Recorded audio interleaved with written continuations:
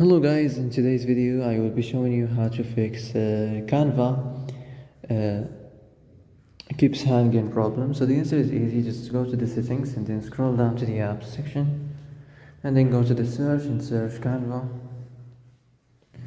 and then go to the storage, and here you will find this clear cache option. Click on it. Now you can go check it if it worked, and if it didn't you can try to restart your phone or turn the Wi-Fi off and on, or the Bluetooth or the airplane mode.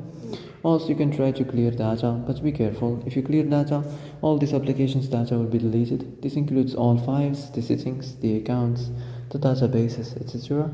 So be careful if you want to clear your data. And that's it for today's video. I hope this is the answer you've been looking for.